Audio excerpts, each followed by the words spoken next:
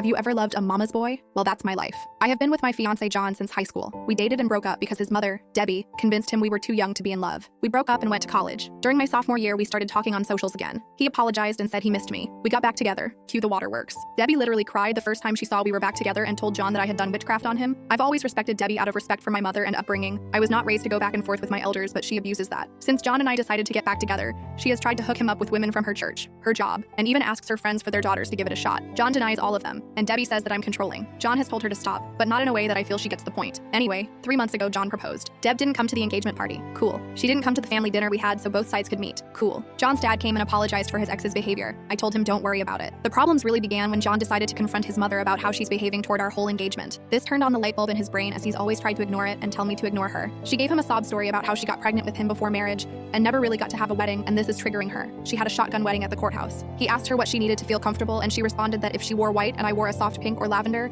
she would feel comfortable. My fiance, for some reason though, this was a fair compromise. He also said, not asked, that his mom could walk me down the aisle so she can get her moment in her dress. I told him absolutely not, and we got into an argument about it. I told him that it's insane that he would argue with me to defend his mom's honor, but wouldn't do the same the other way around. He accused me of being petty and selfish. It was bad. We both have agreed to cool off, but by how heated it got, I could tell we both almost agreed to call it off. Update 1. John came home remorseful. He told me he was anxious about it and brought it up to a coworker friend about how I don't want to compromise. Apparently his friend, God bless his soul, went off on him about him being cringy. Even though his friend agreed with me, it hurt that he didn't listen to me. I told him today was the last straw for me. He had to do 4 things to keep me engaged to him if he even cared to. Go LC with his mom and do not let her make any decisions on our wedding, which will be postponed another year to see if he actually sticks to his word. He has to go to counseling, individual and couples counseling. He has to speak to his mom with me present about her behavior toward me, because every time he goes by himself, he comes back with a reason why he left it alone. He must create strong boundaries and learn to uphold them. He agreed. Update number 2. Anyway, John and I met up after work, and we headed to pick up Dan. My dad was meeting us there. We get to Debbie's. My heart feels like I'm going up the world's tallest roller coaster slowly. John is quiet. We get there, and he gives her a firm but respectful, "Hey mom." We sit down and John tells her we came to talk to her. She asked, "What's wrong?" John got right into it. He bluntly said to her that her actions toward me for years have been petty. Her not showing up for any of our wedding events was unacceptable to him. He flat out asked her why does she have a problem with me. Debbie acted like she had no idea what he was talking about. She has actively tried to get him to cheat, leave me for other women, but in that moment was shocked and doesn't know where this was coming from. She said she has no problems with me and loves me like a daughter. She looked at me like she expected me to talk, but like I said to you all, I wanted to see what John had to say. He asked her to be honest and named all the times he's recalled that she insulted me to my face and behind my back. He mentioned she also tells him he could do better every time I'm not around.